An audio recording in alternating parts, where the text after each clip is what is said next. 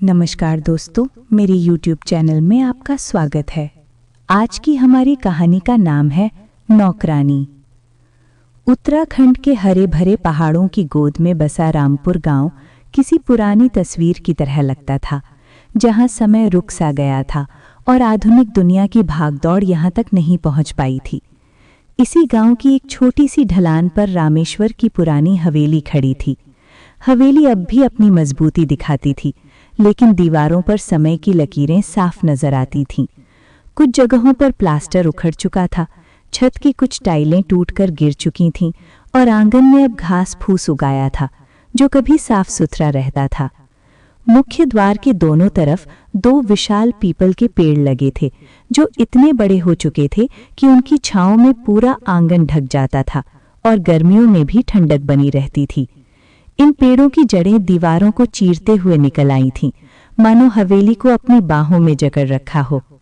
सावित्री देवी इसी हवेली में पिछले 6 दशकों से रह रही थीं। उनका जन्म यहीं हुआ था, विवाह यहीं हुआ था और अब विधवा होकर भी यहीं रह रही थीं। रामेश्वर उनके जीवन साथी थे, एक मेहनती किसान जो सुबह सूरज निकलने से पहले खेतों में पहुंच जाते थे, गाय भैंसों की देखभाल करते थे और मौसम के हिसाब से छोटे मोटे व्यापार भी चलाते थे। सावित्री घर की सारी जिम्मेदारी संभालती थीं। सुबह उठकर चूल्हा जलाना, चाय बनाना, बच्चों को तैयार करना, खेतों का काम देखना और शाम को गांव की औरतों के साथ बैठकर गपशप करना उनका रोज का रूटीन था। उनका इकलौता बेटा विवेक था, जो बचपन से ही पढ़ाई में बहुत तेज था। गांव के प्राइमरी स्कूल में उसने पहली क्लास से ही टीचरों का ध्यान खींच लिया था। फिर अल्मोड़ा के कॉलेज में दाखिला लिया, जहां उसने इंजीनियरिंग की तैयारी की और अंत में देहरादून से डिग्री लेकर दिल्ली में नौकरी पा ली। शुरू के सालों में विवेक हर छुट्टी में गांव आता था, माँ बाप से मिलता, खेतों में हाथ बटाता और फिर वापस शहर लौट जाता। लेकिन जैसे जैसे साल बीतते गए, उसका आना कम होता गया। नौकरी की व्यस्तता, परिवार की जिम्मेदारियां और फिर शादी के बाद तो साल में 1 या 2 बार ही आ पाता। रामेश्वर को हमेशा ये चिंता सताती रहती कि कहीं बेटा शहर की चमक दमक में गांव को, माँ बाप को पूरी तरह भूल न जाए। वो अक्सर सावित्री से कहते रहते, देखो सावित्री, हमारा बेटा अब शहर का हो गया है, यहाँ की मिट्टी की खुशबू उसे याद भी नहीं आएगी। लेकिन सावित्री हमेशा मुस्कुराकर जवाब देती, अरे तुम चिंता मत करो, हमारा विवेक ऐसा नहीं है। वो जब भी आएगा दिल से आएगा और जब आएगा तो पूरा समय हमें देगा। रामेश्वर हंसकर बात टाल देते, लेकिन उनके मन में एक डर हमेशा बना रहता था। फिर एक सर्द दिसंबर की रात आई। मौसम इतना ठंडा था कि हवेली की दीवारें भी कांप रही थीं। रामेश्वर को रात के करीब 2 बजे सीने में तेज दर्द हुआ। सावित्री घबरा कर उठी। उन्होंने रामेश्वर को सहारा दिया और गांव के वैद्य को जगाने के लिए नौकरानी को भेजा। लेकिन वैद्य आने तक रामेश्वर की सांसें थम चुकी थीं। दिल का दौरा पड़ गया था। सुबह होते होते रामेश्वर इस दुनिया से चले गए। गांव में कोहराम मच गया। लोग इकट्ठे होने लगे, औरतें रोने लगीं, बच्चे डर के मारे चुप हो गए। विवेक को फोन किया गया। वो अगले दिन शाम तक किसी तरह पहुंचा। जब वो हवेली में दाखिल हुआ तो उसकी आंखें लाल थीं और गला रुंधा हुआ था। उसने माँ को गले लगाया और फूट फूट कर रो पड़ा। अंतिम संस्कार हुआ, चिता जली, गांव वाले सब इकट्ठे हुए। सबने सावित्री को ढाढ़स बंधाया, कहा कि भगवान सब संभाल लेंगे। लेकिन जब चिता की आग ठंडी हुई और राख बची तो सावित्री सचमुच अकेली रह गई। हवेली अब पहले से कहीं ज्यादा बड़ी और खाली लगने लगी। सुबह उठकर चूल्हा जलाना, चाय बनाना, लेकिन अब सिर्फ 1 कप चाय बनती। शाम को आंगन में बैठना, लेकिन अब कोई साथी नहीं। रात को सोना, लेकिन बिस्तर का आधा हिस्सा खाली। सावित्री चुपचाप सब सहती रहीं।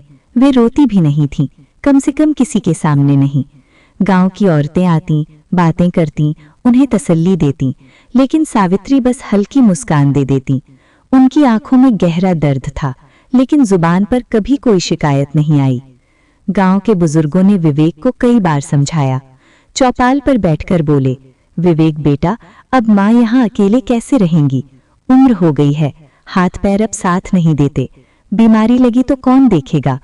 तू शहर में है, अच्छी नौकरी है, अच्छा घर है, माँ को अपने पास ले चल। विवेक ने सिर झुकाकर सब सुना उसका मन भी यही कह रहा था, लेकिन जैसे ही वो दिल्ली लौटा और रुचिका के सामने ये बात रखी, माहौल पूरी तरह बदल गया। रुचिका ने पहले तो चुपचाप सुना, फिर धीरे से बोली, विवेक, तुम जानते हो मैं कितनी मेहनत करती हूँ। ऑफिस जाना, घर संभालना, बच्चों की पढ़ाई, सब कुछ मैं अकेले संभालती हूँ। अब सास जी को लाकर मैं और बोझ क्यों लूं? उनकी देखभाल करनी पड़ेगी, दवाइयाँ समय पर देनी होंगी, डॉक्टर के पास ले जाना होगा, खान पान का भी खास ध्यान रखना होगा। मैं अकेले कैसे कर पाऊंगी? विवेक ने समझाने की कोशिश की, रुचिका, वो मेरी माँ है, पिताजी नहीं रहे, अब वो अकेली हैं, मैं उनका इकलौता बेटा हूँ, क्या मैं उन्हें गांव में छोड़ दूं? रुचिका का स्वर सख्त हो गया। तो गांव में नर्स रख लो या कोई रिश्तेदार देख ले, यहाँ लाकर क्या होगा? वे पुराने ढंग की हैं, हमारी आदतें अलग हैं, वे हर बात में दखल देंगी, मैं अपनी प्राइवेसी नहीं खोना चाहती। विवेक चुप हो गया।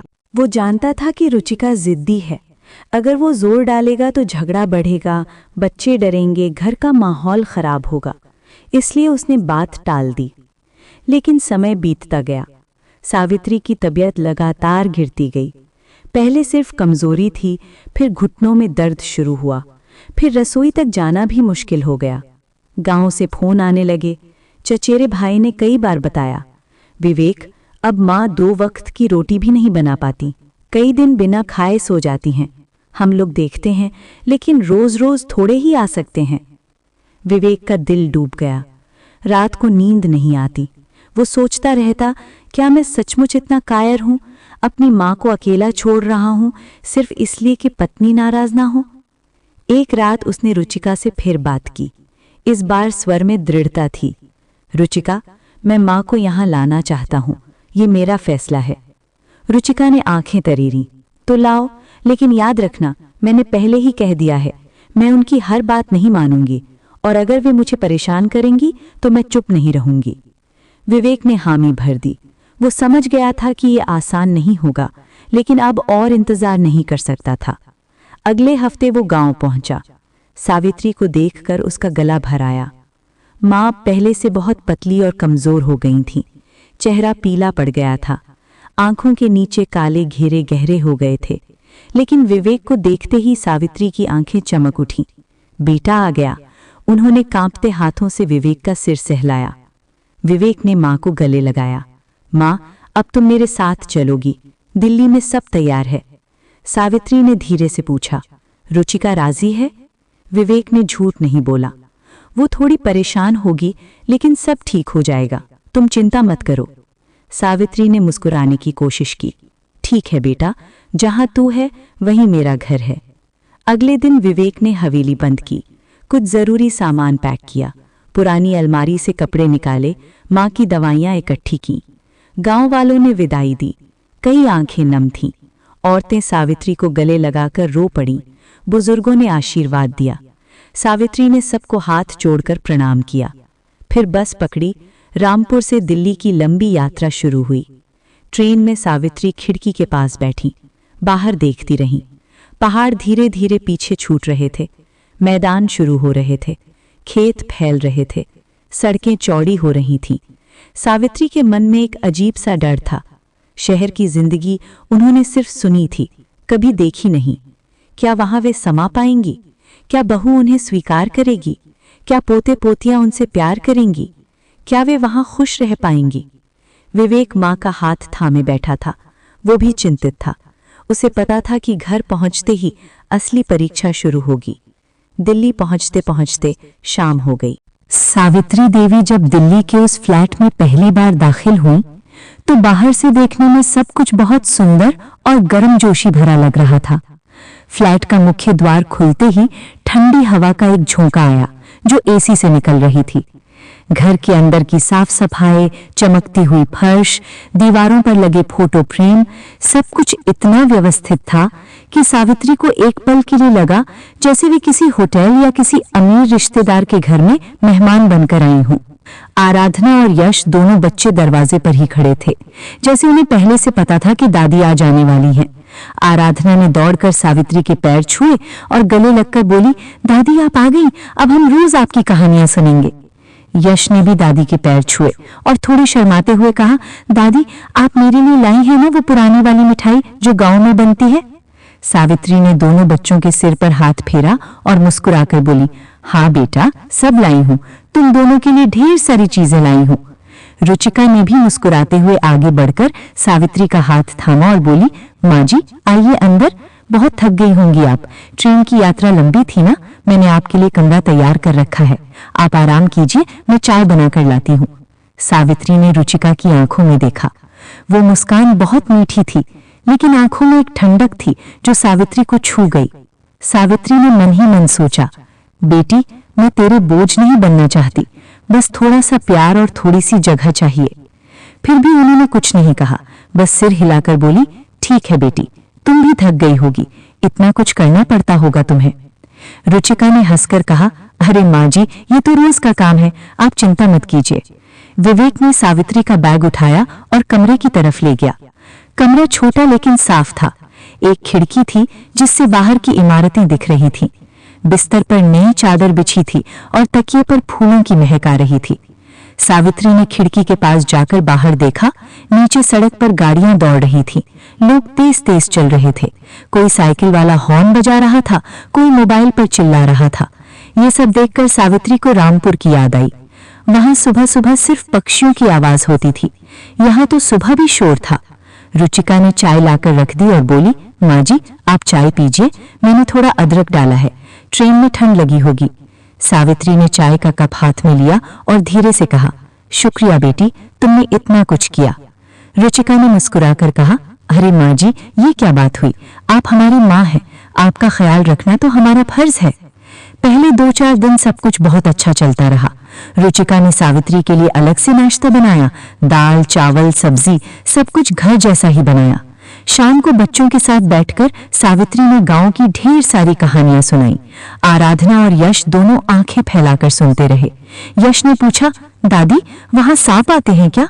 सावित्री ने हंसकर कहा, हाँ बेटा कभी कभी आते हैं, लेकिन हम उन्हें डराते नहीं, बस पूजा करते हैं और चले जाते हैं, वे हमारा कुछ नहीं बिगाड़ते। आराधना ने कहा, दादी आप हमें गांव ले चलिए ना, हम भी देखना चाहते हैं। सावित्री ने बच्चों के सिर पर हाथ फेरा और बोली, जरूर बेटा, जब तुम्हारे पापा की छुट्टी होगी हम सब मिलकर जाएंगे। विवेक भी खुश था, उसे लग रहा था कि शायद सब ठीक हो जाएगा। रुचिका भी बच्चों के सामने बहुत मीठी बोल रही थी, माँ जी आप आराम कीजिए, आप कुछ मत कीजिए, मैं सब संभाल लूंगी। सावित्री को लगा कि बहू का दिल पिघल गया है, लेकिन ये सिर्फ शुरुआत थी, असली मंजर अभी बाकी था। जैसे ही विवेक ऑफिस के लिए निकलते और आराधना स्कूल कॉलेज के लिए तैयार होकर निकल जाती, घर का माहौल पलट जाता। रुचिका का चेहरा सख्त हो जाता, मुस्कान गायब हो जाती और आवाज में कड़वाहट आ जाती। एक सुबह जब विवेक और आराधना घर से निकल चुके थे, रुचिका ने सावित्री से कहा, माँ जी अब आप उठिए और बर्तन मांज लीजिए।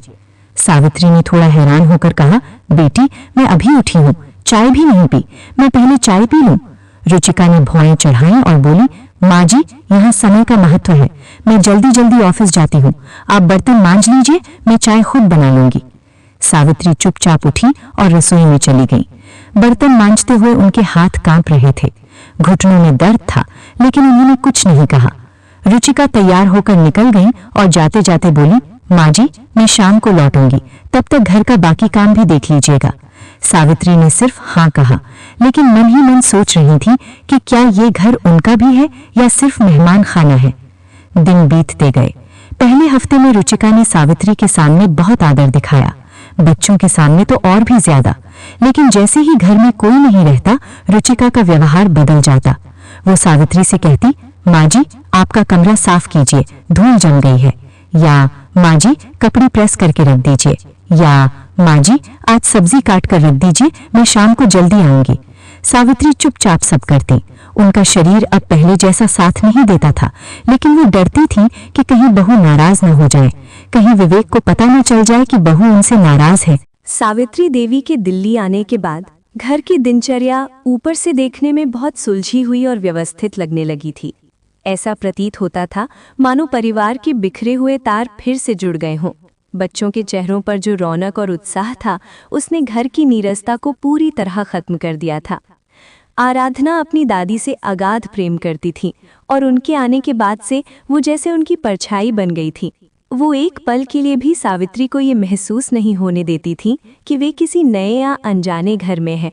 आराधना अपनी दादी की ज़रूरतों का इतना बारीक ख्याल रखती थी कि सावित्री को कुछ मांगने की नौबत ही नहीं आती।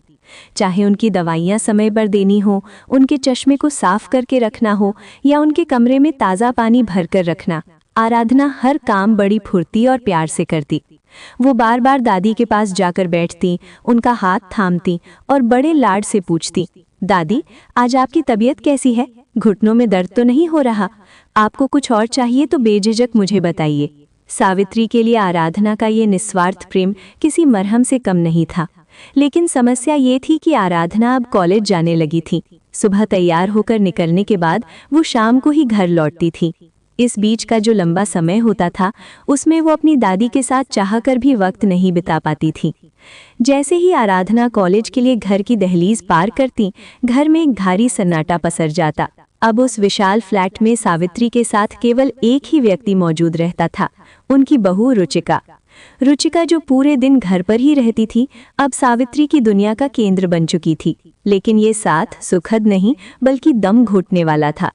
जब तक विवेक और आराधना घर में होते, रुचिका का व्यवहार चाशनी जैसा मीठा बना रहता, लेकिन उनके जाते ही घर की आबोहवा बदलने लगती थी। सावित्री को अब उन घंटों का सामना करना था जब रुचिका के चेहरे से वो आदर्श बहू का मुखौटा उतर जाता था। पूरे दिन का वो एकांत सावित्री के लिए किसी कठिन परीक्षा से कम नहीं था, क्योंकि अब उनकी और रुचिका के बीच न तो कोई पर्दा था और न ही कोई गवाह। शहर आने की शुरुआती 2-4 दिन तो सावित्री को ऐसा महसूस हुआ जैसे वो स्वर्ग में आ गई हूँ। रुचिका का व्यवहार इतना सौम्य और आदरपूर्ण था कि सावित्री को अपनी किस्मत पर यकीन नहीं हो रहा था। लेकिन जैसे जैसे दिन बीतने लगे, रुचिका के सब्र का बांध टूटने लगा। जैसे ही विवेक अपने काम पर निकलता और आराधना कॉलेज के लिए रवाना होती, घर का माहौल अचानक भारी और डरावना हो जाता। वो बहू जो सबके सामने कोमलता की प्रतिमूर्ति बनी रहती थी, अब अकेले में अपनी सास को तीखे और कड़वे जवाब देने लगी थी। सावित्री की किसी भी बात का जवाब अब मुस्कुराहट से नहीं बल्कि एक झिड़क के साथ दिया जाने लगा।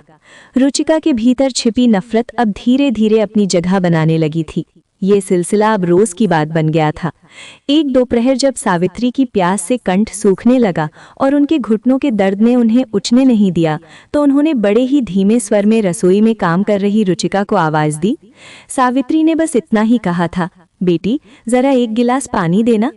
इतना सुनते ही रुचिका तमतमाती हुई बाहर आई और अपनी आंखों में गुस्सा भरकर बोली, सुनिए माँ जी, आपके हाथ पैर अभी पूरी तरह बेकार नहीं हुए हैं। आप खुद उठकर अपनी ज़रूरत की चीज़ें ले सकती हैं। छोटे छोटे कामों के लिए मुझे बार बार आवाज़ देने की कोई ज़रूरत नहीं है। मेरे पास और भी बहुत से काम हैं। मैं कोई आपकी नौकरानी नहीं हूँ। रुचिका के इन जहरीले शब्दों ने सावित्री के दिल को छलनी कर दिया, लेकिन उन्होंने कुछ नहीं कहा। सावित्री, जो ममता और सहनशीलता की मूर्ति थी, उन्होंने शुरुआत में इन कड़वी बातों को बड़ी ही सहजता से लिया। उन्होंने अपने मन को ये कहकर समझा लिया कि शायद इस शहर की इस भागदौड़ भरी जिंदगी और घर के ढेर सारे कामों की थकान की वजह से बहू का स्वभाव थोड़ा चिड़चिड़ा हो गया है। उन्हें लगा कि दिन भर की थकान ही रुचिका से इस तरह के जवाब दिलवा रही है। लेकिन भोली सावित्री को इस बात का जरा भी इल्म नहीं था कि ये थकान नहीं बल्कि रुचिका के दिमाग में बरसों से पल रही नफरत थी, जो अब ज्वालामुखी बनकर फटने को तैयार थी। रुचिका का ये व्यवहार कोई क्षणिक गुस्सा नहीं था, बल्कि एक सोची समझी बेरुखी थी, जो वो सिर्फ तब दिखाती थी जब घर में कोई गवाह मौजूद ना हो। अब सावित्री के लिए दिन का वो समय किसी सजा से कम नहीं रह गया था, जब वो रुचिका घर में अकेली होती थी। हर सुबह एक ही सिलसिला चलता। विवेक अपनी जिम्मेदारियों का थैला उठाए दफ्तर के लिए निकल जाता और उसके कुछ ही देर बाद पोती आराधना अपनी किताबों के साथ कॉलेज की राह पकड़ लेती। जैसे ही घर का मुख्य दरवाज़ा बंद होता, घर की आबोहवा एकदम से बदल जाती। रुचिका का वो संस्कारी बहू वाला नकाब उतरकर फर्श पर गिर जाता। अब वो सावित्री को पलटकर जवाब देने में कोई कसर नहीं छोड़ती थी। उसकी कड़वाहट और बदतमीजी अब एक नई सीमा को लांघ रही थी। बच्चों और पति की गैरमौजूदगी में रुचिका ने अपनी सास का एक छोटा सा काम करना भी पूरी तरह बंद कर दिया था। वो सावित्री को ऐसे देखती थी जैसे वो घर की कोई सदस्य नहीं बल्कि कोई अनचाहा सामान हो। सावित्री, जो अब तक खामोशी से सब सह रही थीं, एक दिन हिम्मत जुटाकर बोल ही पड़ी। उन्होंने कांपती आवाज में पूछा, बेटी, आखिर तुम मेरे साथ ऐसा विचित्र और पराया व्यवहार क्यों कर रही है? सबके सामने तो तू बहुत प्यार दिखाती है, लेकिन अकेले में तेरी जुबान इतनी कड़वी क्यों हो जाती है? मैंने तेरा क्या बिगाड़ा है? सावित्री की ये मासूम सी जिज्ञासा रुचिका के भीतर छिपे शैतान को जगाने के लिए काफी थी। रुचिका ने अपने काम छोड़कर सावित्री की आंखों में आंखें डालकर बड़े ही धूर्त अंदाज में कहा, ज्यादा भोली मत बनिए माँ जी, मुझे पता है आप जैसे लोग अंदर से कितने शातिर होते हैं। जैसे ही विवेक ऑफिस से घर लौटेगा, मैं खुद उसे बता दूंगी कि आप मुझे कैसे तंग करती हैं। रुचिका ने अब भावनात्मक अत्याचार का गंदा खेल शुरू कर दिया था। वो सावित्री पर ही आरोप मढ़ते हुए जहरीले स्वर में बोली, सच तो ये है कि आप जैसी स्त्रियां अपने बेटे के घर में सिर्फ आग लगाने और गृहस्थी उजाड़ने के लिए आती हैं। आपका मन तभी शांत होता है जब आप अपने बेटे के कान भरती हैं और मेरे विरुद्ध उसे भड़काकर घर में कलह करवाती हैं। मुझे पता है कि आप अभी से कोई ना कोई कहानी गढ़ रही होंगी ताकि शाम को विवेक से मेरा झगड़ा करवा सके। उसने एक कुटिल मुस्कान के साथ सावित्री के चरित्र पर चोट करते हुए आगे कहा, शायद आप जैसी सासों को अपनों के बीच दरार पैदा करने का ये काम बड़े उत्तम तरीके से आता है, इसीलिए आप यहाँ रहने आई हैं। लेकिन याद रखिएगा, यहाँ आपकी दाल गलने वाली नहीं है। इन शब्दों ने सावित्री को अंदर तक झंझोड़ दिया। उन्हें समझ आ गया कि उनकी बहू ने ना केवल उनसे नफरत की है, बल्कि उन्हें एक अपराधी की तरह पेश करने की भी पूरी तैयारी कर ली है। रुचिका की जहरीली बातें सुनकर सावित्री के पास खामोश हो जाने के अलावा कोई रास्ता नहीं बचता था। वे अपनी बहू की फितरत से अब वाकिफ हो चुकी थीं। रुचिका मौके की नज़ाकत को भांपने और उसका फायदा उठाने में माहिर थी। जब भी वो सावित्री को अकेला पाती, उसकी आंखों में एक अजीब सी क्रूरता उतर आती। वो उन्हें नफरत भरी नजरों से घूरती और ऐसे ताने मारती जो सीधे कलेजे को चीर देते। रुचिका एक कुशल मनोवैज्ञानिक की तरह जानती थी कि उसकी सास एक स्वाभिमानी और पुराने ख्यालों की महिला है, जो कभी भी अपने बेटे और पोती के सामने घर की कलह का जिक्र नहीं करेंगी। उसे पूरा यकीन था कि मैं चाहे इनके साथ कितना भी बुरा सुलूक कर लूं, ये विवेक या आराधना के सामने अपनी जुबान नहीं खोलेंगी। इसी आत्मविश्वास ने रुचिका को और भी निडर और निर्दयी बना दिया था। दिन बीतते गए, रुचिका का व्यवहार और सख्त होता गया।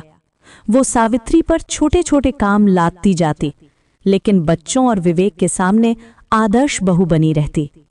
सावित्री अब समझ चुकी थी कि बहू के मन में उनके लिए कोई जगह नहीं है। फिर भी उन्होंने चुप रहना ही बेहतर समझा। वे नहीं चाहती थीं कि बेटे का घर उजड़े या बच्चे अपनी माँ से नफरत करने लगें। वे बस चुपचाप सहन करती रहीं। दिन भर काम करती, रात को अकेले कमरे में बैठकर रामपुर की याद करती और आंसू बहाती, लेकिन किसी से शिकायत नहीं करती। एक शाम विवेक ने माँ से पूछा, माँ, आप यहाँ खुश तो है ना? सावित्री ने मुस्कुराकर कहा, हाँ बेटा, खुश हूँ। तुम सब साथ हो, यही काफी है। लेकिन उनकी आंखों में छिपा दर्द विवेक को नहीं दिखा, या शायद वो देखना नहीं चाहता था। रुचिका की नज़र में सावित्री अब एक बोझ बन चुकी थी। वो सोचती थी कि अगर सास यहाँ नहीं होती तो उनका जीवन कितना आसान होता। कोई दखल नहीं, कोई पुरानी आदतें नहीं, कोई गांव वाली बातें नहीं। लेकिन वो ये सब बाहर नहीं दिखाती थी।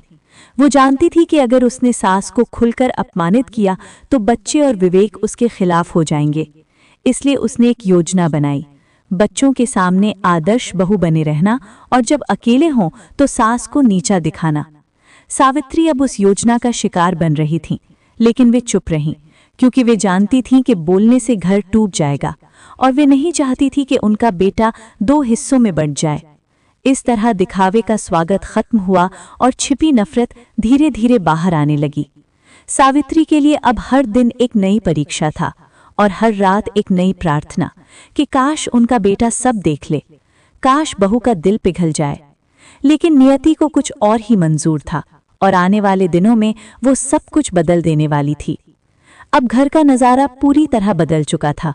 रुचिका ने धीरे धीरे अपने हिस्से के काम भी सावित्री के कमजोर कंधों पर डालना शुरू कर दिया था। सुबह का समय किसी सोची समझी योजना की तरह बीतता। रुचिका बड़े ही प्यार से अपने पति विवेक और बेटी आराधना के लिए टिफिन पैक करती, उनके कपड़े प्रेस करती और सबको हंसते हंसते विदा करती। लेकिन जैसे ही मुख्य दरवाजे की कुंडी बंद होती, रुचिका का चेहरा किसी तानाशाह की तरह सख्त हो जाता। वो अपनी सास की ओर मुड़ती और ऊंची आवाज में आदेश देना शुरू कर देती, चलिए माँ जी, अब ये मेज साफ कीजिए और बर्तन रसोई में रखिए। अब यहाँ महारानी बनकर बैठे रहने का समय खत्म हो गया है। वो सावित्री को एक पल की भी शांति नहीं लेने देती थी। सावित्री की बढ़ती उम्र और उनके दर्द करते घुटनों का मजाक उड़ाते हुए रुचिका उन्हें बार बार नीचा दिखाने की कोशिश करती। वो बड़े ही भद्दे तरीके से उन्हें एहसास दिलाती कि वो इस घर में एक बोझ हैं। वो उनके चेहरे के पास आकर फुसफुसाती, माँ जी, याद रखिए कि आप इस घर में मुफ्त का बैठकर खा रही हैं। ये शहर है, यहाँ हर निवाले की कीमत चुकानी पड़ती है। अगर आप घर के 2-4 भारी काम कर भी लेंगी तो आपका कुछ बिगड़ नहीं जाएगा। जब सावित्री की आंखों में आंसू आ जाते तो रुचिका एक कुटिल मुस्कान के साथ कहती, रोने का नाटक मत कीजिए। बुढ़ापे में शरीर को जितना रगड़ेंगी उतना ही चलेगा, वरना खाली बैठे बैठे तो लोहा भी जंग खा जाता है। मैं तो बस आपका भला चाहती हूँ कि आपका शरीर चलता रहे, वरना बिस्तर पकड़ लिया तो मेरी मुसीबत बढ़ जाएगी। सावित्री बिना कुछ कहे कांपते हाथों से झाड़ू पोछा और सफाई के काम में जुट जाती, जबकि रुचिका सोफे पर बैठकर आराम से मोबाइल चलाने लगती। रुचिका की तानों का सिलसिला अब किसी अंतहीन प्रताड़ना में बदल चुका था। उसकी जुबान से निकले शब्द सावित्री के लिए किसी कोड़े की मार से कम नहीं थे। जैसे ही सुबह विवेक ऑफिस की फाइलें समेटकर निकलता और आराधना अपनी साइकिल या बस से कॉलेज के लिए रवाना होती, रुचिका का असली चेहरा बेनकाब हो जाता। वो अपनी सांस को एक पल की भी राहत नहीं लेने देती थी। एक काम खत्म नहीं होता कि वो दूसरा काम उनके सामने फेंक देती। वो बड़े ही शातिर अंदाज में अपनी सेहत का बहाना बनाती और कहती, उफ, आज मेरी कमर में बहुत दर्द है माँ जी, लगता है झुककर काम नहीं कर पाऊंगी। जाइए, जाकर पूरा किचन साफ कीजिए और सारे डिब्बे पोंछकर सलीके से रखिए। आखिर घर की सफाई आपकी भी तो जिम्मेदारी है। रुचिका की फरमाइशें यहीं खत्म नहीं होती थीं। दोपहर ढलते ही वो रसोई के ओटे की ओर इशारा करते हुए हुक्म देती, किचन का कोना कोना चमकना चाहिए, और हाँ, रात के खाने की सारी सब्जियां काटकर और मसाला पीसकर अभी से तैयार रखिएगा। शाम को मुझे सिरदर्द होने लगता है तो मैं कुछ नहीं कर पाऊंगी। इतना ही नहीं, वो अपनी सास को नौकरानी से भी बदतर समझने लगी थी। वो सोफे पर पैर पसार कर बैठ जाती और कहती, जरा मेरे कमरे में जाइए, कड़वा तेल गर्म करके लाइए और मेरे पैरों में मालिश कीजिए, आज बहुत थकान महसूस हो रही है। जब रुचिका ने अपनी सास को, जो उम्र के उस पड़ाव पर थी जहां उन्हें खुद सेवा की जरूरत थी, अपने पैर दबाने के लिए कहा, तब सावित्री के धैर्य का बांध टूट गया। उनके भीतर गुस्से और अपमान का एक लावा उमड़ पड़ा, जिसे उन्होंने बड़ी मुश्किल से दबाया। सावित्री के लिए ये सब असहनीय होता जा रहा था। वो अपने कमरे के कोने में बैठकर घंटों यही सोचती रहती कि आखिर उनकी बहू उनके साथ ऐसा अमानवीय और विचित्र व्यवहार क्यों कर रही है। उन्होंने तो कभी ऊंची आवाज में रुचिका से बात तक नहीं की थी, न ही कभी उसके किसी फैसले में दखल दिया था। सावित्री बार बार अपने अतीत और वर्तमान के व्यवहार को खंगालती, पर उन्हें अपनी कोई गलती नजर नहीं आती। वे बस यही विचार करती, मैंने तो इसे हमेशा अपनी बेटी माना, कभी किसी बात पर टोकना तो दूर, हमेशा इसकी तारीफ ही की। फिर भी ये मेरे अस्तित्व को कुचलने पर क्यों तुली है? क्या माँ होना और सहारा मांगना इतना बड़ा गुनाह है? रुचिका की ये सोची समझी नफरत सावित्री के सरल और ममतामय मन की समझ से बिल्कुल परे थी। उन्हें एहसास होने लगा था कि शहर की इस चमक दमक वाली दीवारों के पीछे उनकी बहू का दिल पूरी तरह पत्थर का हो चुका है। रुचिका का स्वभाव भले ही पहले से थोड़ा जिद्दी था, लेकिन उसके व्यवहार में आई ये चरम क्रूरता केवल उसकी अपनी नहीं थी। दरअसल वो अपनी पहचान की कुछ तथाकथित सहेलियों के प्रभाव में पूरी तरह आ चुकी थी। जब भी वो दोपहर के खाली समय में अपनी सहेलियों के साथ बैठती या फोन पर लंबी बातें करती, तो वो सहेलियां सहानुभूति जताने के बहाने उसके कान में सास के खिलाफ जहर घोलना शुरू कर देती। वे उसे डराते हुए कहती, देख रुचिका, तो बहुत भोली है। ये गांव की सासें जितनी सीधी दिखती हैं उतनी होती नहीं हैं। अगर तूने अपनी सास को घर में जरा भी ढील दी या उन्हें सम्मान देना शुरू किया तो वो धीरे धीरे तुझे और तेरी आज़ादी को निगल जाएंगी। अगर तू चाहती है कि इस घर पर तेरा राज बना रहे तो तुझे उन्हें अपनी उंगलियों पर नचाना होगा। इन सहेलियों की बातें किसी जहरीले तीर की तरह रुचिका के मन में बैठ जाती थीं। वे उसे अक्सर सलाह देती, याद रख, सास को कभी सिर चढ़ने का मौका मत देना। ये सांसें किसी नागिन से कम नहीं होती। वो पहले तो ममता का ढोंग करती हैं और जैसे ही मौका मिलता है अपना फन फैलाकर सबसे पहले अपनी बहुओं को ही डसती हैं। अगर तूने अभी उन्हें काबू में नहीं रखा तो कल वे तेरे पति और बच्चों को तुझसे दूर कर देंगी। रुचिका, जिसके पास खुद की कोई ठोस समझ नहीं थी, अपनी सहेलियों की इन खोखली और नफरत भरी बातों को पत्थर की लकीर मान बैठी थी। उसे लगने लगा था कि उसकी सास उसकी दुश्मन है और उसे अपनी सुरक्षा के लिए उन्हें प्रताड़ित करना ही होगा। सहेलियों द्वारा बोए गए नफरत के बीजों ने रुचिका को एक ऐसी राह पर धकेल दिया था जहां उसे अपनी बूढ़ी सास को मानसिक और शारीरिक कष्ट देने में कोई हिचक महसूस नहीं होती थी। जब भी वो सावित्री को काम बताते हुए झिड़कती या उन्हें ताने मारती तो उसे लगता कि वो अपनी सत्ता बचा रही है। वो इस बात को समझने में पूरी तरह असफल रही थी कि उसकी सहेलियां अपनी ही कुंठाएं उस पर थोप रही हैं। इन बाहरी बातों के जाल में फंसकर रुचिका दिन ब दिन और भी ज्यादा निर्दयी होती जा रही थी और सावित्री बिना किसी गलती के उस नफरत की आग में झुलस रही थी जो रुचिका ने दूसरों के कहने पर अपने ही घर में लगा ली थी। ये संसार का शाश्वत नियम है कि बुराई की उम्र बहुत लंबी नहीं होती। इंसान चाहे जितनी भी चतुराई से गलत रास्ता चुन ले, वो रास्ता कहीं न कहीं जाकर खत्म जरूर होता है और अन्याय का अंत नियति खुद तय करती है। रुचिका इस बात से पूरी तरह बेखबर थी। अब उसके लिए सास के साथ बदतमीजी करना, उन्हें बात बात पर झिड़कना और नीचा दिखाना एक खेल बन चुका था। वो इस दोहरी जिंदगी को जीने में इतनी माहिर हो गई थी कि उसे घड़ी की सुइयों पर पूरा नियंत्रण था। उसे बखूबी पता था कि किस समय विवेक दफ्तर से थका हारा लौटेगा और किस पल आराधना कॉलेज की थकान लेकर घर में कदम रखेगी। यहाँ तक कि दूसरे शहर में पढ़ रहे अपने बेटे यश के आने की तारीख और समय भी उसने अपने दिमाग में दर्ज कर रखे थे ताकि उसके आदर्श बहू के नाटक में कोई चूक ना हो जाए।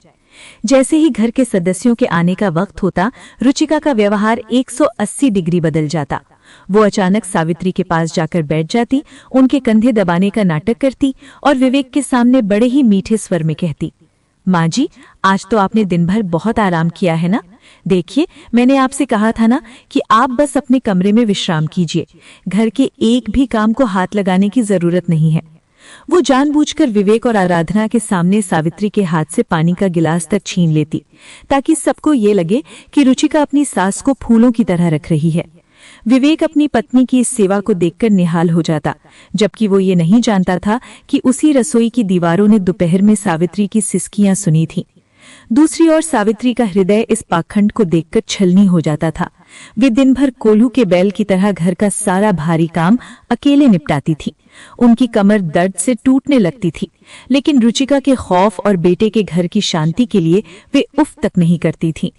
जब रात को सब सो जाते, तब वे अंधेरे में अपने बिस्तर पर लेटी हुई नम आंखों से आसमान की ओर देखती और अपने नसीब को कोसते हुए बुदबुदाती, हे ईश्वर, पिछले जन्म में मैंने ऐसे कौन से महापाप किए होंगे जिनका दंड मुझे आज बुढ़ापे के इस पड़ाव पर मिल रहा है।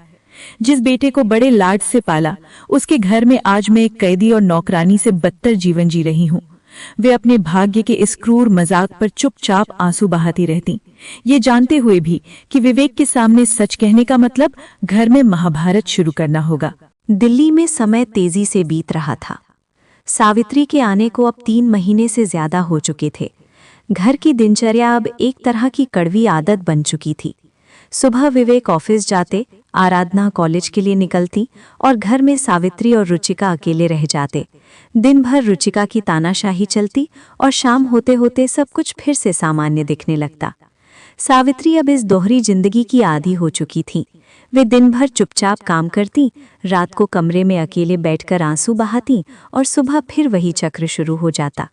लेकिन उनके मन में अब भी एक छोटी सी उम्मीद बाकी थी कि शायद एक दिन रुचिका का दिल पिघल जाए या विवेक सब कुछ समझ जाए। मई का महीना था। मदर डे नजदीक आ रहा था। आराधना और यश दोनों ने मिलकर एक गुप्त योजना बनाई। यश, जो दूसरे शहर में इंजीनियरिंग की पढ़ाई कर रहा था, उसने आराधना से फोन पर कहा, दीदी, इस बार मदर डे पर हम मम्मी और दादी को ऐसा सरप्राइज देंगे कि वे कभी नहीं भूलेंगी। हम दोनों बिना बताए घर पहुंचेंगे। मम्मी को तो लगेगा कि मैं हॉस्टल में हूँ, लेकिन जब वे हमें दरवाजे पर देखेंगी तो उनकी खुशी का ठिकाना नहीं रहेगा। आराधना ने उत्साह से कहा, हाँ भैया, बिल्कुल सही। हम दोनों मिलकर बाजार जाएंगे, मम्मी को उनकी पसंद की साड़ियाँ और गहने लेंगे, दादी को भी कुछ खास, शॉल, पैर की मालिश मशीन, उनकी पसंद की मिठाइयाँ। दोनों ने विवेक को भी इस योजना में शामिल कर लिया। विवेक को ये विचार बहुत पसंद आया। वो सोच रहा था कि इस खास दिन पर पूरा परिवार एक साथ होगा और माँ व बहू दोनों को विशेष महसूस कराया जाएगा। बच्चों का मन साफ था। वे केवल अपनी माँ के लिए ही नहीं बल्कि दादी के लिए भी उतने ही उत्साहित थे। आराधना ने यश से कहा, भैया, दादी को ये सब पाकर कितनी खुशी होगी ना। मम्मी तो हमेशा उनका ख्याल रखती ही हैं, पर आज जब हम उन्हें ये तोहफे देंगे तो उन्हें लगेगा कि उनके पोते पोतियां भी उनसे कितना प्यार करते हैं। तीनों ने मिलकर योजना बनाई। मदर डे के दिन सुबह विवेक और आराधना जैसे ही घर से निकलेंगे, बाहर जाकर यश से मिलेंगे, फिर तीनों बाजार जाएंगे और शाम को अचानक घर लौट आएंगे। मदर डे से एक दिन पहले यश हॉस्टल से दिल्ली पहुंच गया। उसने आराधना और विवेक से मिलकर सारी तैयारी पूरी कर ली। अगले दिन सुबह विवेक और आराधना ने घर से निकलते वक्त सामान्य व्यवहार किया। विवेक ने रुचिका से कहा, आज ऑफिस में बहुत काम है, देर हो सकती है। आराधना ने भी कहा, मम्मी, आज कॉलेज में प्रोजेक्ट सबमिशन है, शाम को ही लौटूंगी। रुचिका ने मुस्कुराकर विदा किया। उसे जरा भी शक नहीं हुआ। सावित्री ने भी बच्चों को आशीर्वाद दिया और बोली, जाओ बेटा, ध्यान से जाना। जैसे ही मुख्य दरवाजा बंद हुआ, रुचिका का चेहरा बदल गया। उसने सावित्री की ओर देखा और बोली, माँ जी, आज पूरा दिन मेरे पास है, घर की सारी सफाई आज ही हो जानी चाहिए। उसने अलमारी से पुराने कपड़ों का ढेर निकाला और सावित्री के सामने पटक दिया। फिर घर की भारी भरकम चादरें, धूल भरे पर्दे, पायदान, सब कुछ आंगन में ढेर कर दिया। वो तानाशाह की तरह खड़ी हो गई और बोली, आज शाम तक घर का हर कोना चमकना चाहिए, सारे कपड़े धुल जाने चाहिए, एक भी दाग नहीं बर्दाश्त करूंगी। सावित्री ने उस विशाल ढेर को देखा। उनकी आंखें फैल गईं। उन्होंने कांपती आवाज में कहा, बेटी, मेरा शरीर अब साथ नहीं देता। इतना सारा काम अकेले एक दिन में नहीं हो पाएगा। अगर जबरदस्ती करवाओगी तो शाम तक ये सब अधूरा ही रहेगा। तब तुम क्या जवाब दोगी? रुचिका ने तीखी नजरों से देखा और बोली, बहाने मत बनाओ, ज्यादा ज्ञान मत दो। अगर पूरा घर नहीं कर सकती तो आज सिर्फ हॉल की गहन सफाई कर लो, सोफे खिसकाकर पीछे की धूल निकालो, पंखे साफ करो, फर्श 2 बार पोछो, बाकी कल देखूंगी। लेकिन याद रहे, जब तक मैं दोपहर की नींद पूरी करके उठूं, हॉल आईने की तरह चमकना चाहिए। अगर शाम को विवेक के आने पर एक भी दाग दिखा तो मुझसे बुरा कोई नहीं होगा। रुचिका ने ये बात ऐसे कही जैसे उसने बहुत बड़ा एहसान किया हो। वो जानती थी कि वो बड़ा सा हॉल अकेला ही किसी स्वस्थ इंसान को थका देने के लिए काफी था। सावित्री जैसे बुजुर्ग के लिए तो ये सजा जैसा था। रुचिका बेडरूम की तरफ चली गई। सावित्री चुपचाप काम में जुट गई। घुटनों का दर्द बढ़ रहा था, कमर में खिंचाव हो रहा था, फिर भी वे रुकी नहीं। घंटों बाद जब हॉल चमकने लगा तब वे थककर रसोई के एक कोने में बैठ गईं। 2 सूखी रोटियां थाली में रखी थीं। वे थाने ही वाली थीं कि रुचिका कमरे से झपटती हुई आई। उसका चेहरा गुस्से से लाल था। उसने चीख कर कहा, तुम्हारे कान बहरे हो गए हैं क्या? मैं पिछले 10 मिनट से पुकार रही हूं और तुम यहां दावत उड़ाने की तैयारी कर रही हो। सावित्री ने कांपते होठों से कहा, बेटी, मुझे सुनाई नहीं दिया, मैं थक गई थी। रुचिका ने थाली छीन ली और जमीन पर पटक दी। दाल रोटी बिखर गई। उसने कहा, भूख लग गई थी ना, ले अब ये गिरा हुआ खाना खा लो, यही तेरी औकात है। फिर उसने सावित्री के गाल पर जोरदार थप्पड़ मारा। सावित्री दीवार के सहारे बैठ गईं। उनकी आंखों से आंसू बहने लगे। रुचिका अभी भी चिल्ला रही थी, तो जैसी घटिया औरत को इस घर में जगह देने से अच्छा होता कि मैंने कोई कुत्ता बिल्ली पाल ली होती। कम से कम वे वफादार तो होते। तुम तो जानवरों से भी बदतर हो।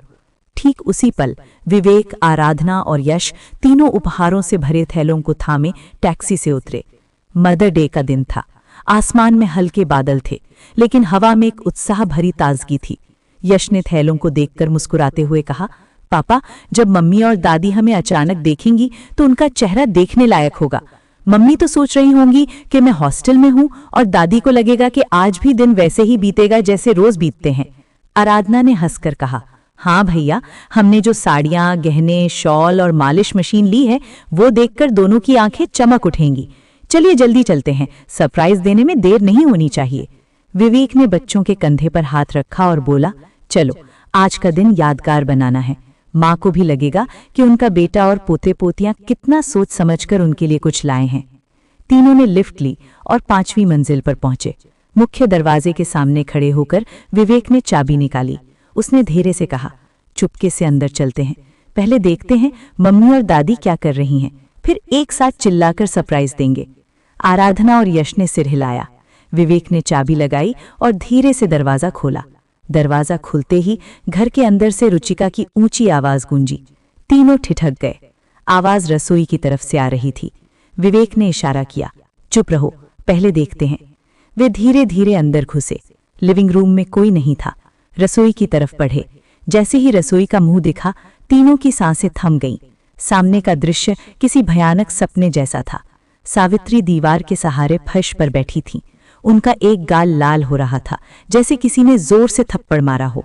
उनकी आंखों से आंसू बह रहे थे। जमीन पर उनकी थाली उल्टी पड़ी थी। दाल और रोटियां बिखरी हुई थीं। धूल और दाल में मिलकर सब गंदा हो गया था। और सबसे सामने रुचिका खड़ी थी। उसका चेहरा गुस्से से तमतमाया हुआ था। वो सावित्री की तरफ उंगली करके चिल्ला रही थी, भूख लग गई थी ना? इतना उतावलापन था इस खाने के लिए कि मेरी पुकार सुनाई नहीं दी? ले, अब देख अपना खाना। ये नीचे गिरा हुआ मिट्टी में मिला खाना खाओ। आज तुझे इसके अलावा एक निवाला भी नहीं मिलेगा। यही तेरी औकात है और यही तेरा नसीब। रुचिका का हाथ हवा में उठा हुआ था, जैसे वो फिर से थप्पड़ मारने वाली हो। सावित्री कांप रही थीं। उनके हाथ जमीन पर गिरे खाने की तरफ बढ़ रहे थे, जैसे वे मजबूरन उठाने वाली हों। विवेक का खून खौल उठा। उसके हाथों से थैले छूटकर फर्श पर गिर पड़े। साड़ियां, गहने, मिठाइयां, शॉल सब बिखर गया। आराधना की आंखें भर आईं। उसने दादी की ये हालत देखकर अपनी चीख दबाई। यश के मुंह से बस एक शब्द निकला, दादी। रुचिका अभी भी सावित्री की तरफ मुड़ी हुई थी। उसे दरवाजे की तरफ से आने वाली हलचल का अंदाजा नहीं था। वो आगे बोली, तुझ जैसी घटिया औरत को इस घर में जगह देने से अच्छा होता कि मैंने कोई कुत्ता बिल्ली पाल ली होती। कम से कम वे वफादार तो होते। तुम मेरे घर पर एक बदनुमा दाग हो। सिर्फ मेरी मजबूरी है कि मुझे तुम्हें यहाँ झेलना पड़ रहा है। अगर विवेक और बच्चे मेरी मुट्ठी में होते और उनका स्वभाव वैसा होता जैसा मैं चाहती हूँ, तो यकीन मानो मैंने तुम्हें इस मोहल्ले की गलियों में भी भटकने नहीं दिया होता। मैं तुम्हें उसी दिन घर से निकाल देती जिस दिन तुम यहाँ आई थी। रुचिका अभी और अपमानजनक शब्द कहने के लिए सांस भर ही रही थी कि पीछे से एक गहरी कांपती हुई आवाज गूंजी, रुचिका। आवाज विवेक की थी। उसमें इतना दर्द और गुस्सा था कि घर की दीवारें हिल गईं। रुचिका का शरीर बर्फ की तरह जम गया।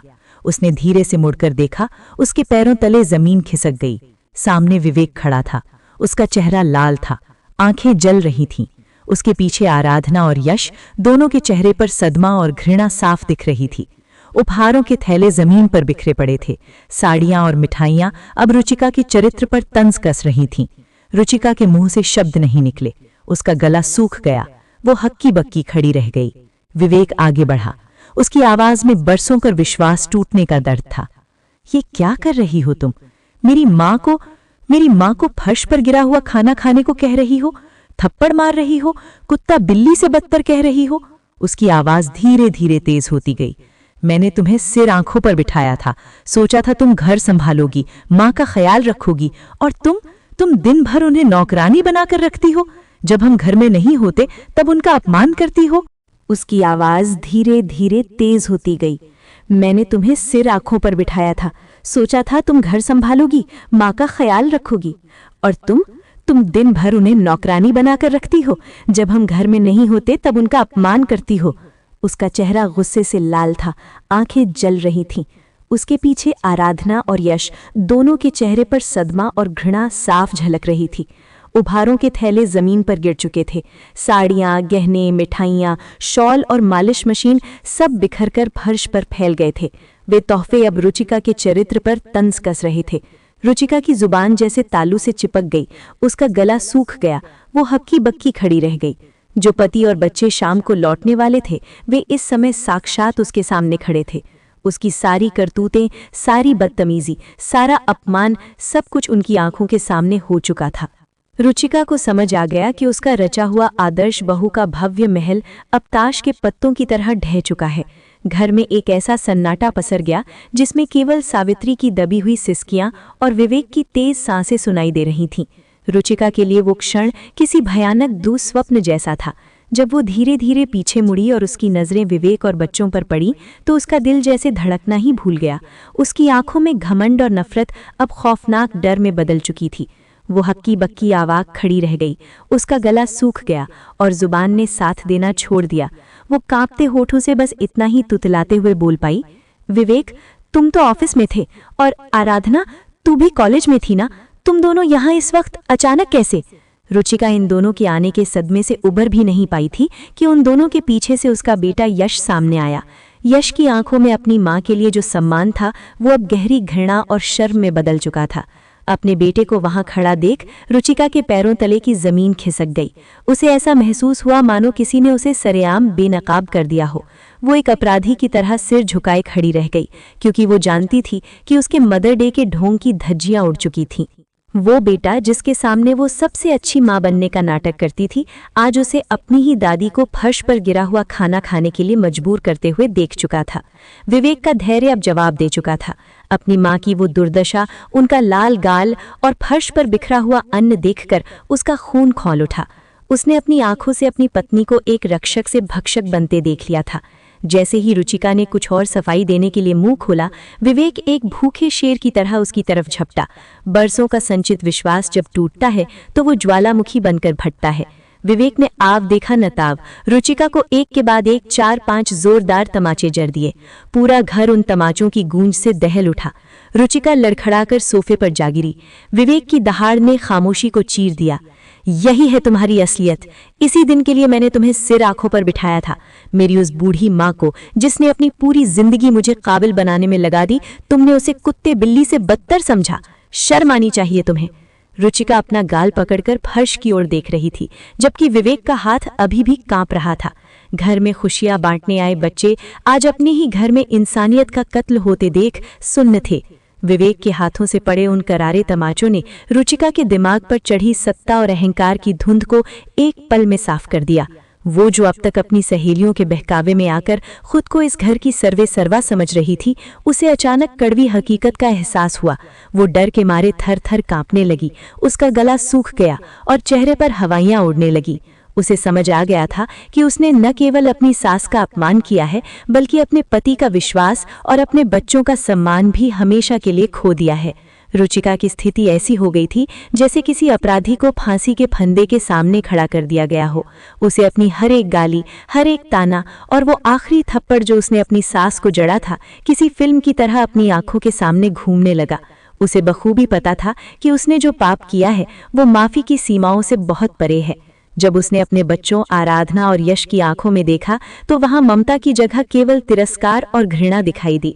ये सोचकर ही उसके शरीर से ठंडा पसीना छूट गया और उसका पूरा वजूद कांपने लगा कि अब उसे घर से निकाल दिया जाएगा या उसके साथ भी वैसा ही सुलूक किया जाएगा जैसा वो अपनी सास के साथ करती थी। जब उसे लगा कि अब उसके पास बचने का कोई रास्ता नहीं है और विवेक का गुस्सा उसे राख कर देगा, तो उसकी रही सही हिम्मत भी जवाब दे गई।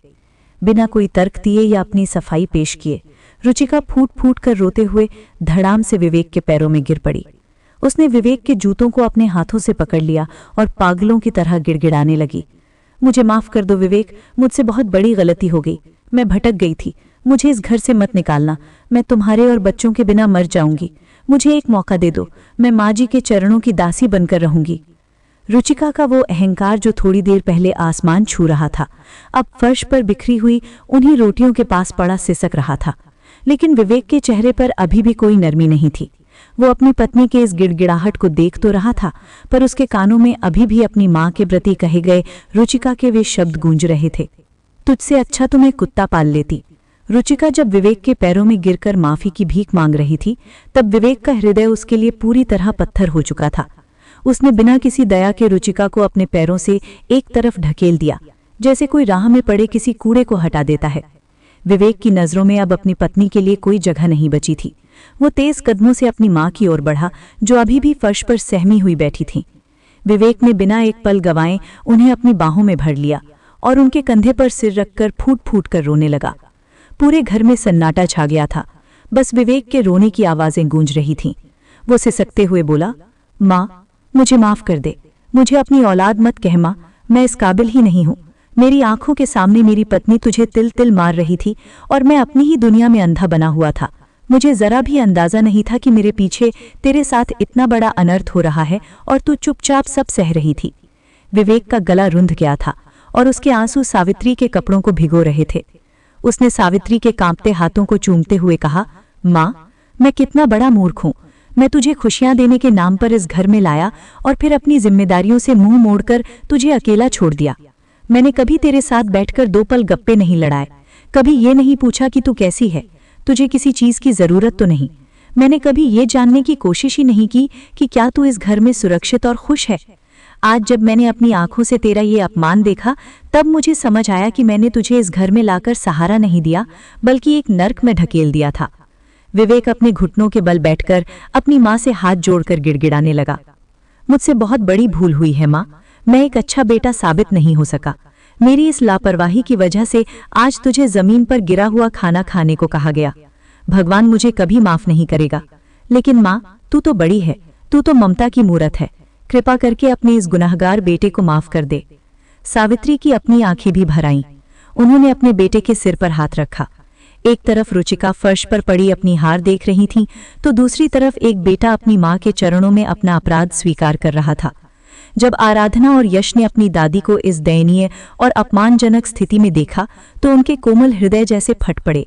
वे बच्चे जो हाथ में उपहार लिए अपनी दादी की मुस्कान देखने आए थे, उन्हें अपनी आंखों से गिरते आंसुओं के बीच केवल पीड़ा और तिरस्कार ही नजर आ रहा था। वे दोनों एक पल की भी देरी किए बिना दौड़कर सावित्री के पास पहुंचे और उन्हें अपनी बाहों में ऐसे भर लिया जैसे कोई कीमती चीज टूटने से बचा रहे हों। यश अपनी दादी के पैरों के पास बैठ गया और आराधना उनके गले लगकर बिलख बिलख कर रोने लगी। यश सिसकते हुए बोला, दादी हमें माफ कर दीजिए, हम अपनी पढ़ाई और अपनी मस्ती में इतने खो गए थे कि हमने कभी आपके चेहरे के पीछे छिपे इस दर्द को महसूस ही नहीं किया। हम कैसे पोते पोतियां हैं जो अपनी ही छत के नीचे अपनी दादी का दम घुटते हुए नहीं देख पाए। आराधना भी सिसकियां भरते हुए सावित्री की साड़ी का पल्लू पकड़कर कहने लगी, हाँ दादी, आज हमें अपनी माँ पर शर्म आ रही है, हमें माफ कर दीजिए कि हमें घर आने में इतनी देर हो गई। सावित्री, जिनकी ममता का सागर आज भी उतना ही गहरा था, अपने पोते पोतियों को इस तरह टूटते देख खुद के दुख भूल गईं। उन्होंने कांपते हाथों से आराधना के आंसू पोंछे और यश का सिर सहलाते हुए उन्हें अपने सीने से लगा लिया। उनकी आवाज में एक अजब की शांति और करुणा थी। वे उन्हें धीरज बंधाते हुए बड़ी ही विनम्रता से बोली, मेरे प्यारे बच्चों, शांत हो जाओ, रोना बंद करो। तुम मुझसे माफी क्यों मांग रहे हो? इसमें तुम्हारी रत्ती भर भी कोई गलती नहीं है। सावित्री ने एक गहरी सांस ली और रुचिका की ओर एक फीकी नजर डालकर फिर बच्चों से कहा, तुम तो घर में रहते ही नहीं थे। यश बाहर पढ़ रहा था और आराधना तू भी दिन भर कॉलेज में रहती थी। तुम्हें इस घर के भीतर के सन्नाटे का कुछ पता नहीं था, तो फिर तुम गुनहगार कैसे हुए? एक बात याद रखना बच्चों, तुम्हारी दादी के मन में तुम्हारे लिए कभी कोई शिकायत नहीं रही और न कभी होगी। तुम तो मेरी आंखों के तारे हो और तारों का काम तो सिर्फ रोशनी देना होता है, वे कभी अंधेरा नहीं फैलाते।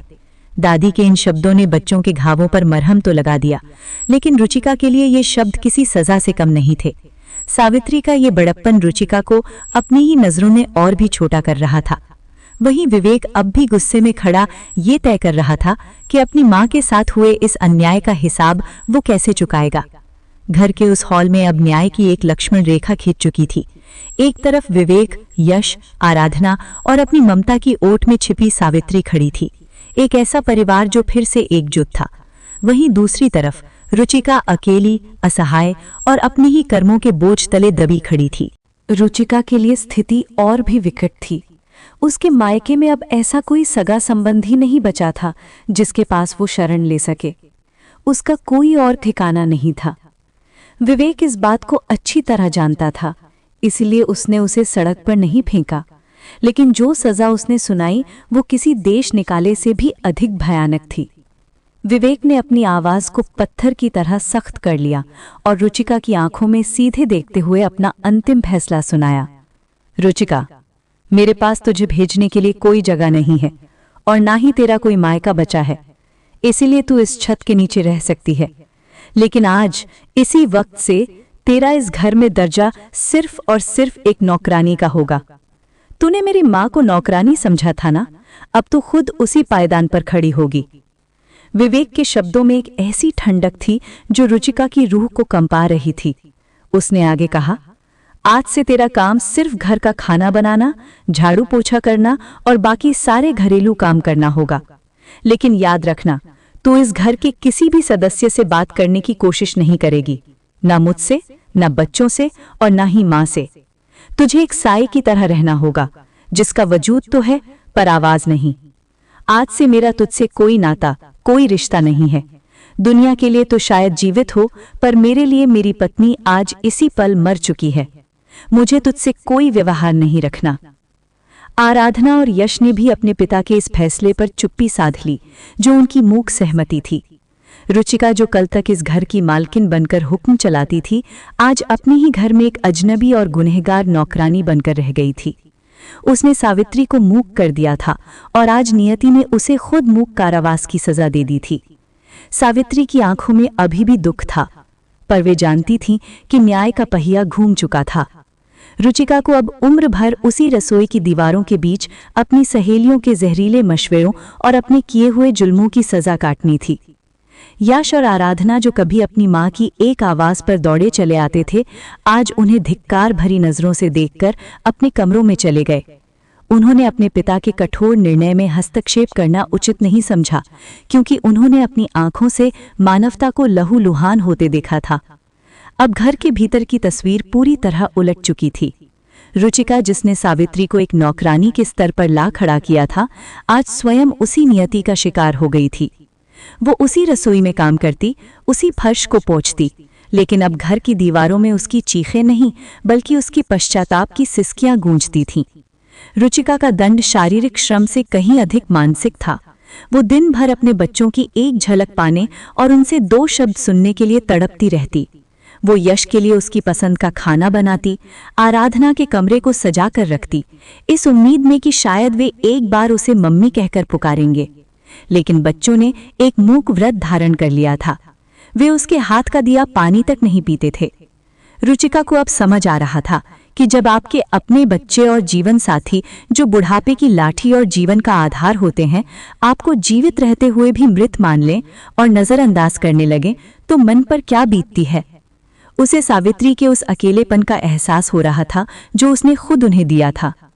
विवेक ने कभी अपनी माँ का साथ नहीं छोड़ा था, पर उसे इस बात का गहरा मलाल था कि उसके अंधे विश्वास की वजह से उसकी माँ को इस उम्र में इतनी प्रताड़ना सहनी पड़ी। रुचिका अब अपनी गलतियों को सुधारने का हर संभव प्रयास कर रही थी। उसने कई बार सावित्री के चरणों में गिरकर अपने आंसुओं से उनके पैर धोकर माफी मांगी। सावित्री, जो ममता और क्षमा की प्रतिमूर्ति थीं, उन्होंने बड़े दिल से रुचिका को माफ कर दिया और उसे गले भी लगा लिया। लेकिन विवेक का हृदय पत्थर बन चुका था। विवेक के लिए ये केवल पत्नी और सास का झगड़ा नहीं था, बल्कि उसकी माँ के सम्मान की हत्या थी।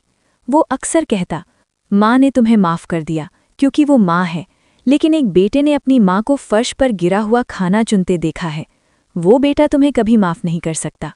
विवेक ने ये तय कर लिया था कि रुचिका इस घर में एक जिम्मेदारी की तरह तो रहेगी, लेकिन उसके जीवन में पत्नी का स्थान अब रिक्त ही रहेगा। रुचिका अपनी गलतियों को सुधारने की कोशिश तो कर रही थी, पर कुछ कांच ऐसे टूटते हैं जिन्हें कितना भी जोड़ लिया जाए, दरारें हमेशा के लिए रह जाती हैं। वो अब एक ऐसे घर में रह रही थी जहां सब साथ तो थे, पर वो हमेशा के लिए अकेली हो चुकी थी।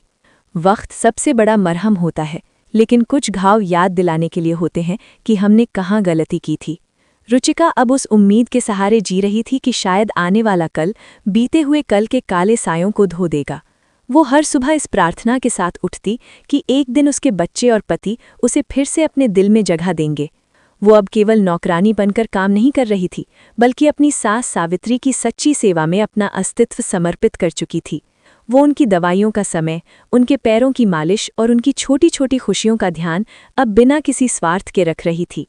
उसे अपनी गलती का एहसास हर पल अपनी अंतरात्मा में होता था, और यही पश्चाताप उसे एक बेहतर इंसान बना रहा था। इस पूरी घटना ने विवेक के व्यक्तित्व का एक ऐसा पक्ष सामने रखा जो हर संतान के लिए एक मिसाल है। विवेक ने ये साबित कर दिया कि एक बेटा अपने माता पिता के सम्मान की रक्षा के लिए किसी भी हद तक जा सकता है, चाहे वो उसकी अपनी पत्नी ही क्यों ना हो। अगर वो मर्यादा का उल्लंघन करती है तो एक पुत्र का कर्तव्य सबसे पहले अपने जन्मदाताओं के प्रति होता है। उसने ये स्पष्ट कर दिया कि पड़ोसी, रिश्तेदार या कोई भी बाहरी व्यक्ति हमारे माता पिता के साथ कैसा व्यवहार करेगा, ये काफ़ी हद तक इस बात पर निर्भर करता है कि हम स्वयं उन्हें कितनी इज्जत देते हैं।